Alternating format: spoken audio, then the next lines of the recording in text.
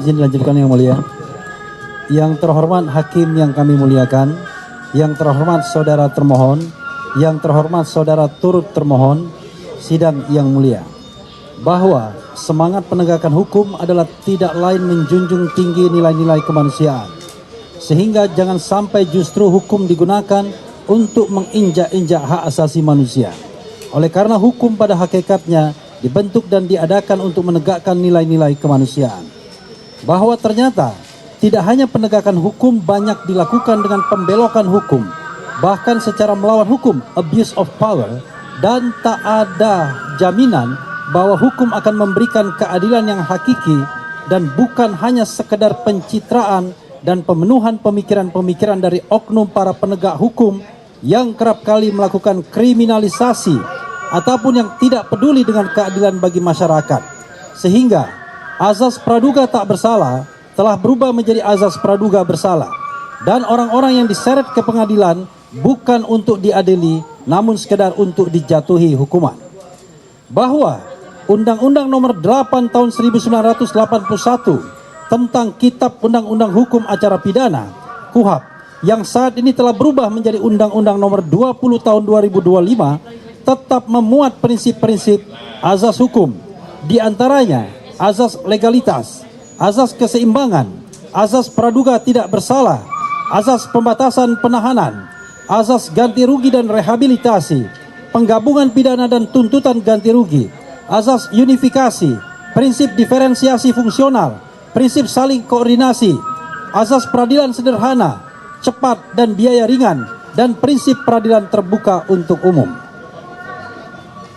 Pemuatan prinsip-prinsip hukum, the principle of law, tersebut dalam KUHAP tidak lain untuk menjamin penegakan hukum dan hak asasi manusia yang telah digariskan baik dalam landasan konstitusional maupun dalam Undang-Undang Nomor 39 Tahun 1999 tentang hak asasi manusia, dan pengaturan perlindungan hak asasi manusia dalam wilayah konteks penegakan hukum ditegaskan dalam pasal 28 ayat 1 Undang-Undang Dasar tahun 1945. Setiap orang berhak atas pengakuan, jaminan, perlindungan, dan kepastian hukum yang adil serta perlakuan yang sama di hadapan hukum. Bahwa KUHAP yang mengakomodasi kepentingan hak asasi privasi setiap orang, dan harus dipahami bahwa dalam setiap tindakan atau upaya paksa secara melawan hukum yang diatur KUHAP dan atau HAM terhadap siapapun adalah tidak dibenarkan karena merupakan perlakuan sewenang-wenang. Dan Mahkamah Konstitusi memiliki kepekaan melalui putusan nomor 21 PU-12 atas kerap terjadinya kesewenangan terhadap diri setiap orang dimulai ketika ia ditetapkan sebagai tersangka. Oleh karena terhadap dirinya dapat dikenakan segala bentuk upaya paksa, sehingga penetapan seseorang sebagai tersangka haruslah didasari dengan paling sedikit 2 bukti permulaan. Bahwa dengan tujuan mengangkat harkat dan martabat serta nilai-nilai kemanusiaan dari pemohon selaku individu yang wajib memperoleh pembelaan atas terjadinya abuse of power yang dilakukan terhadap dirinya dan hak yang dimiliki oleh pemohon adalah bahkan sejak pemohon dipanggil untuk didengar keterangannya sebagai saksi in kasu terlapor, hak-hak pemohon sebagaimana yang telah dijamin oleh putusan MKRI nomor 21/PU-12 tanggal 28 April 2015 Jungto pasal 28D ayat 1 Jungto pasal 28I ayat 2 UUD 1945 Jungto Undang-Undang Nomor 39 Tahun 1999 tentang hak asasi manusia. Demikianlah disampaikan permohonan pra peradilan perkara AKO dengan harapan bahwa yang terhormat Ketua Pengadilan Negeri Jakarta Selatan, CQ, hakim yang akan memeriksa perkara permohonan pra peradilan AKO berkenan untuk mengabulkannya, dan berdasarkan uraian tersebut di atas yang diajukan oleh pemohon, maka pemohon dengan segala kerendahan hati dan demi tegaknya hukum di negara kita tercinta ini mohon kepada yang terhormat Ketua Pengadilan Negeri Jakarta Selatan, CQ, hakim tunggal yang memeriksa dan mengadili permohonan pra peradilan AKO berkenan untuk memberikan putusan sebagai berikut. 1. Mengabulkan permohonan pra-peradilan dari pemohon untuk seluruhnya. 2.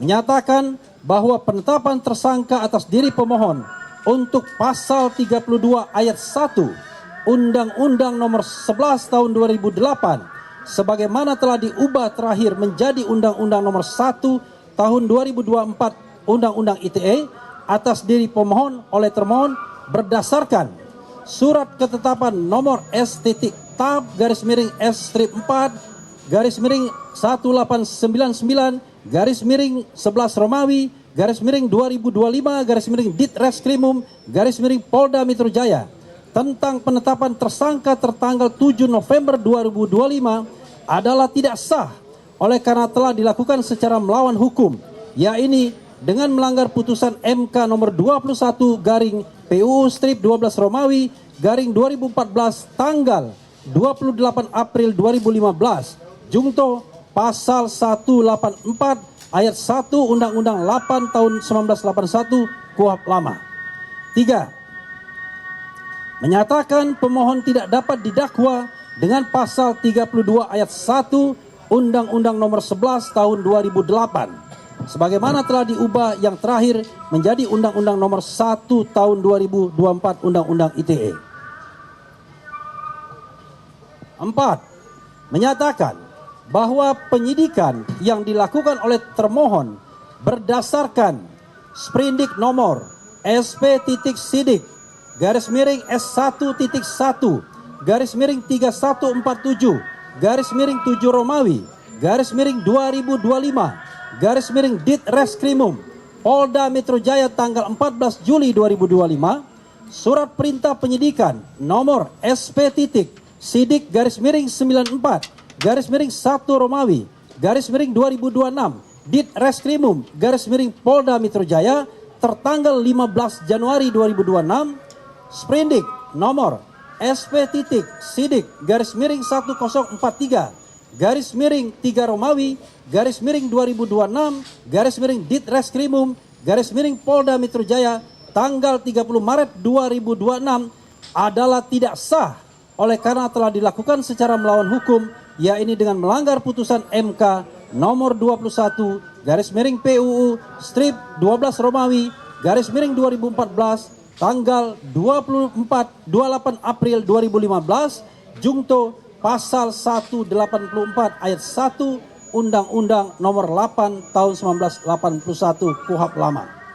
5. Menetapkan bahwa A. Sprindik nomor SP.Sidik/S1.1/3147/7 Romawi /2025 Ditreskrimum Polda Metro Jaya tanggal 14 Juli 2025. B. Surat perintah penyidikan nomor SP.Sidik/94/1 Romawi /2026 Ditreskrimum Polda Metro Jaya tertanggal 15 Januari 2026. C. Sprindik nomor SP.Sidik/1043/3 Romawi /2026 Ditreskrimum Polda Metro Jaya tanggal 30 Maret 2026. D. Surat ketetapan nomor S.S/S/1899/11 Romawi /2025 Ditreskrimum Polda Metro Jaya tentang penetapan tersangka tertanggal 7 November 2025 dan atau surat perintah dan atau dokumen yang telah diterbitkan oleh termohon berlandaskan dokumen sebagaimana yang dimaksud dalam butir A, B, C, dan D tersebut di atas dinyatakan dibatalkan. 6.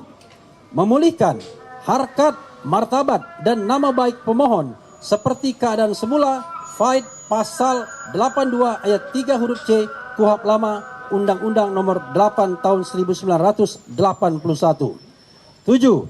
Menyatakan turut termohon untuk tidak melanggar pasal 163 ayat 1 huruf E KUHP baru Faid Undang-Undang Nomor 20 Tahun 2025. 8. Menyatakan turut termohon patuh dan tunduk pada putusan aku.